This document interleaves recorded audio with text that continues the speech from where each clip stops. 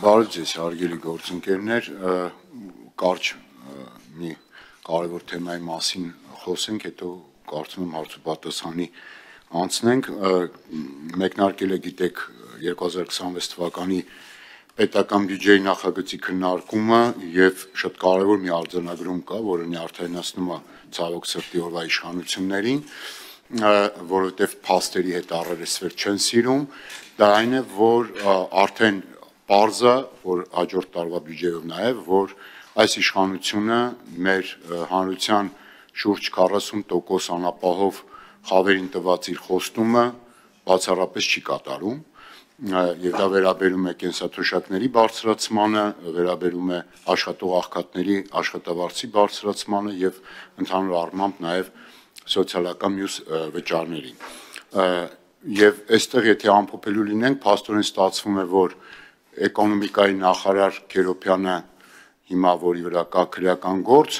իր մասով կատարել է, որտեղ 7%-անոց տնտեսական աճ կա, բայց իրեն ազատել են աշխատանքից եւ կա օրինակ քրեական գործ։ Իսկ աշխատանքի եւ սոցիալական հարցերի նախարարը, որ իր ոլորտը փաստացի ձախողված է եւ ծրագրի որևէ դրույթ այդ մասով կատարված չի, այդ մարդուն նշանակել են դեսպան Ամերիկայի Միացյալ Նահանգներում։ Սա է ամփոփ պարզ ձևակերպումը այսօրվա իրավիճակի եւ սրա արձանագրումը դեռ մենք առիթ կունենանք ասելու, բայց ես հարմար գտա, որ միանգամից հիմա նաև ձեր միջոցով փոխանցենք մեր հանրությանը։ Շնորհակալություն։ Հիմա կարող ենք հարցերին անդրադառնալ։ Ազատություն։ Պարոն Դանիելյան, հարցս ձեզ եմ ուղղում։ Թերևս լսում եք ձեր իշխանական գործընկերներին, նաև նույն հարցը ուզում եմ ձեզ ուղղել։ Ի վերջո դուք ինչպես եք տեսնում այս եկեղեցի իշխանություն հակամարտության հանգուցալուծումը, ի վերջո իրավիճակը ավելի է լարվում, ինչ որ տեսանյութեր են արդեն հրապարակվում, որոնց մասին վստահ եմ նաև դուք տեղյակ եք։ Դուք ինչպես եք տեսնում իշխանությունը, օրինակ այդ երկխոսությունը տեսնում է միայն մեկ հարցի շուրջ վեհափառի հեռանալու, որ երկխոսություն, որպեսզի նա շարունակի մնալ, Արթուր Հովհաննիսյանն ասած բացառում է։ Դուք ինչպես եք տեսնում ի վերջո այս խնդրի հանգուցալուծումը, շնորհակալություն։ Շնորհակալ եմ հարցի համար, հարգելի գործընկերներ։ Տեսեք,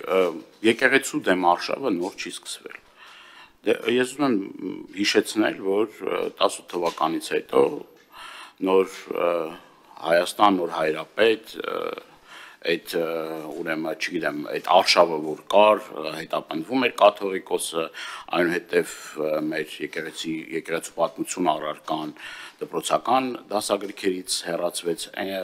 դրանից հետո առանձին հոգևորականներ թիրախավորվում էին եւ ամենակեղտոտ բառապաշարով հանդես էին գալիս մեր իշխանական թևի տարբեր ներկայացուցիչներ, բլոգերներ կոչեցյալ, ես չգիտեմ, տարբեր նաև ինչու՞ չէ նաև իշխանական թևի բարձրաստիճան պաշտոնյաներ եւ այս ամեն ինչը հստակ նաև ուղղորդվում է իշխանությունների կողմից։ Ինքը նոր չի սկսվել այս ամեն ինչը։ Եվ ես ամիսներ առաջ հարց ու պատասխանի ժամանակ Նիկոլ Փաշինյանին ասացի, որ այդ բոլոր օղակները ուզուրպացնելուց հետո, գիտեք, կենտրոնական տրական հանձնաժողով, ֆեդերացիաներ, տարբեր կառույցներ իրենց սրտի մարդկանց նշանակելով այդտեղ այդ պաշտոնը, գիտեք, կենտրոնական տրական հանձնաժողովի նախագահը ոնց ընտրվեց եւ այլն, չեմ ուզում դրա մասին շատ խորանալ, ասի հաջորդը լինելու է եկեղեցին։ Նիկոլ Փաշինյանը ցանկություն ուներ շատ մեծ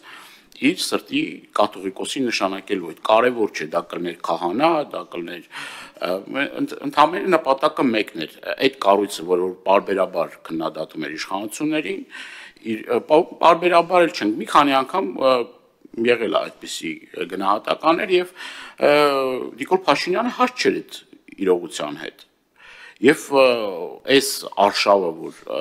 եկեղեցու հետ ասում են եկեղեցին չուրանացել են եւ այլ, այսինքն հստակ ասածս այն է, որ հստակ ուղղորդում ա եղել իշխանությունների կողմից։ Ես ուզում նաեւ ձեզ հիշեցնել սահմանադրությամբ եկեղեցին անջատ է պետությունից, այսինքն պետությունը չպետք է միջամտի եկեղեցու գործերին, դա օրենքով արգելված է։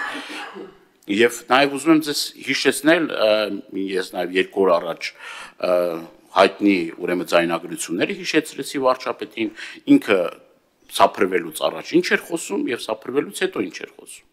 Այսինքն այդ նույն ազնվորությունը ժամանակին ասում էր, որ պետությունը չպետք է խառնվի եկեղեցու գործ։ Այն ինչ եղավ, որ սկսեց խառնվել եկեղեցու գործերին ու ոչ միայն խառնվել եկեղեցու գործերին, այլ գնաց ավելին, ասենք եկեղեցին պառակտելու,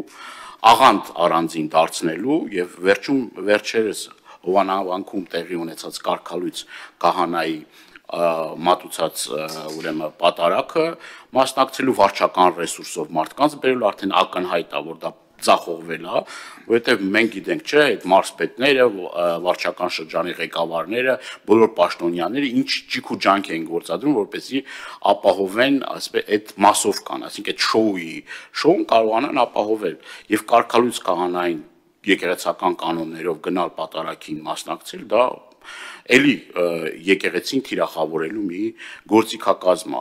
Ես նաև ուզում եմ հիշեցնել, որ հենց այդ պահին Արագածոտնի թեմի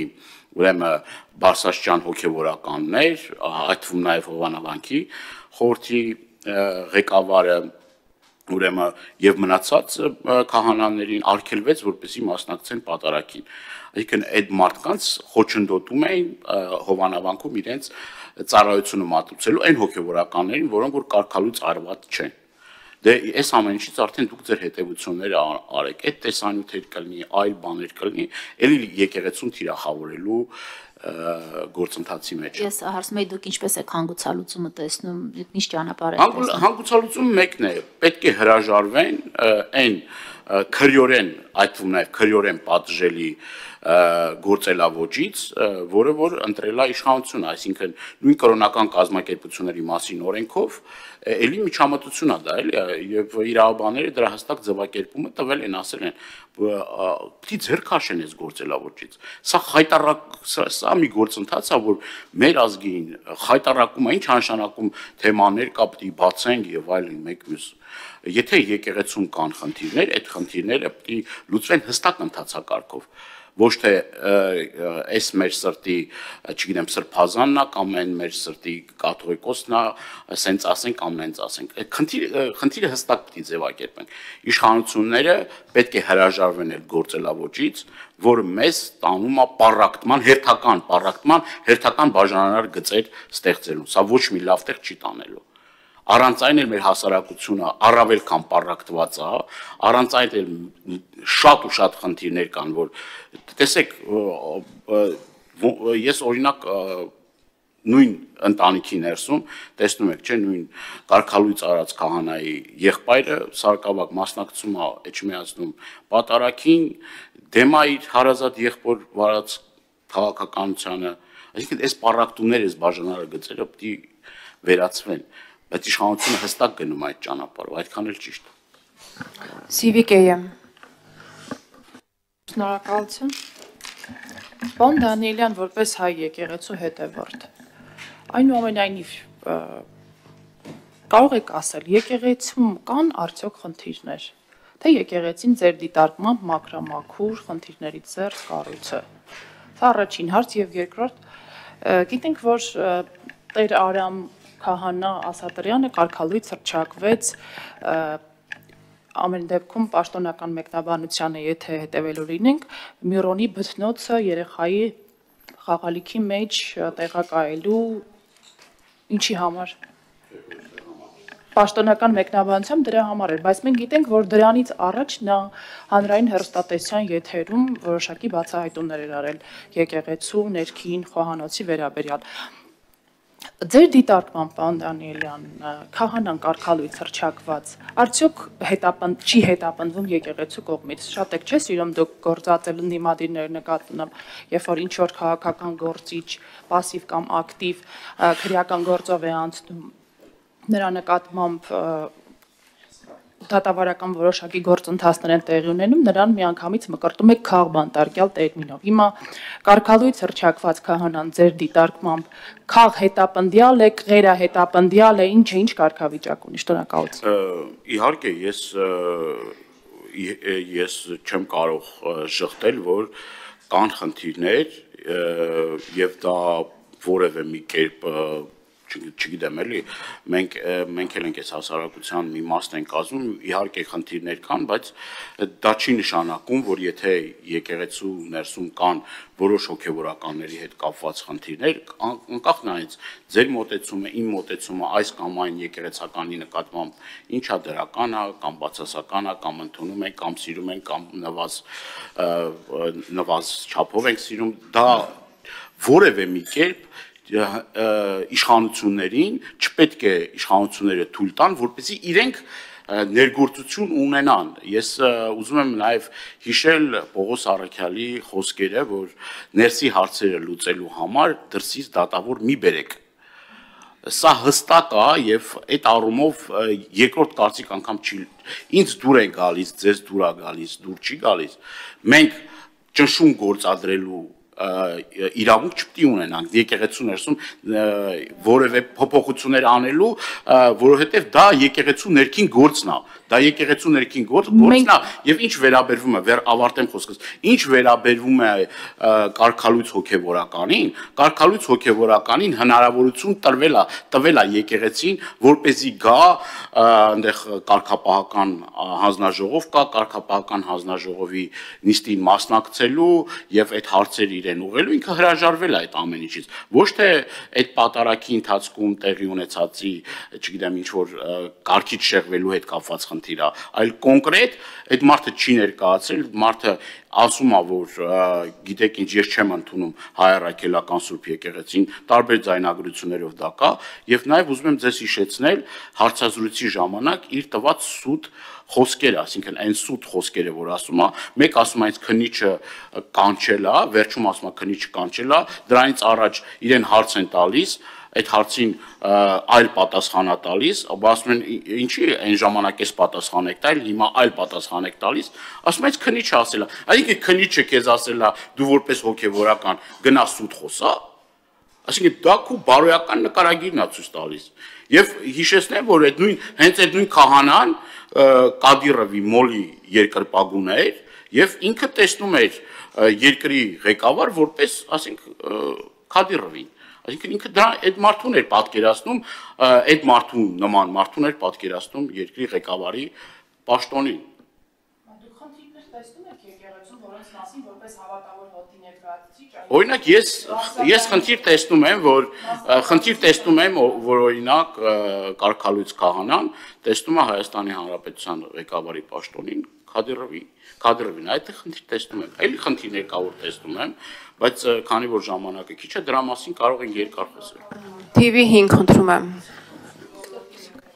Պարոն Դանելյան, չգիտեմ դուք լսում եք թե չէ, ձեր քպական գործընկերները միաբերան դատապարտում էին մարդկանց անձնական կյանքի մեջ մտնելու այն տեսանյութերը, որոնք որ հրապարակվել են, բայց մենք հիշում ենք ոչ վաղ անցյալում, թե նրանք ինչպես էին իրենց գործընկեր ոչ քահանա, ոչ հոգևորական Հովիկ Աղազարյանի հեռախոսը բացել, փորփրել, անձնական տվյալներ բարձրաձայնել եւ այլն։ Երբ այսպես համեմատություն եք անում, հիմնավոր են այն պնդումները, այսինքն հավատում եք հպականերին, որ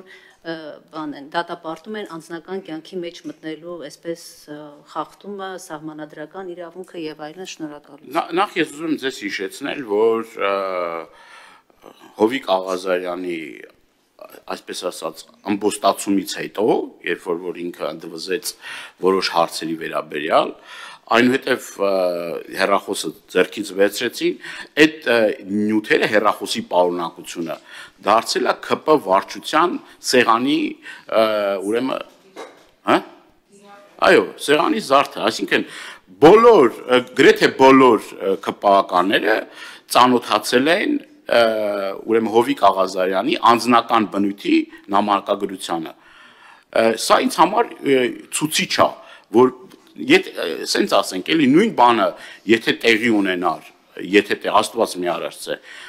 ընդդիմադիր էլի բանում, ես նույն գնահատականը կտայի։ Ոչ մեկ իրավունք չունի մտնել մարդու անձնական կյանք։ Հետո մի ուրիշ ասպեկտից էլ նայենք, դա քրեորեն հետապնդելի արարք է, քրեորեն հետապնդելի մարդու անձնական կյանքը, չգիտեմ, նկարահանել կամ այդ, չգիտեմ, SMS հաղորդագրությունները հանրությանը բան անել, դա կներեք, ոչ բարոյական է, ոչ էլ իրավական է։ խստիվ դատապարտելի է։ Եվ ես չեմ ուրախանա, որ վաղը մյուս օր ԿՊԱ-ականների էլի անձնական բնույթի, չգիտեմ, տեսակ կամ նկարահանումները կամ եսի ինչը, էլի հանրության, չգիտեմ, ինչ որ մեդիա բաներով գնա եւ դա ես էլի ընդունելի չեմ համարում։ Վատ տեղ է տանում դա, լավ տեղ չի տանում։ Միանշանակ դատապարտելի է։ Եվ այս գործելավոճը պիտի վերջացնեն, ինչ նշանակում, չգիտեմ, բան ասում են, դե պիտի հասարակությունը բանանի, դե մարդու անձնական կյանքը մտնելը դա նորմալ չի եւ միանշանակ դատապարտել։ Նաև լրացում անեմ գործընկերոջս, ոչ միայն դատապարտելի, այլ նաև փաստում է մասին, որ ով որ մտնում է անձնական կյանք եւ դրանով փորձում է խնդիրը իր լուծել, ուրեմն ինքը թույլ է, իր փաստարկները թույլ են կամ զրոյական, եւ դա նաև պատճառը, որ արդեն անթույլատրելի եւ անհարիր հակաիրավական վարքագիծ են դրսևորում։ Ցանկացած մեկը ցանկացած նպատակի համար։ Այստեղ որևէ խտրականություն չի կարելի դնել։ Այսինքն փաստարկը զրո է եւ դու դրա համար դիմում ես անթույլատրելի գործիքակազմի։ Շնորհակալություն, ժամանակն ավարտվեց։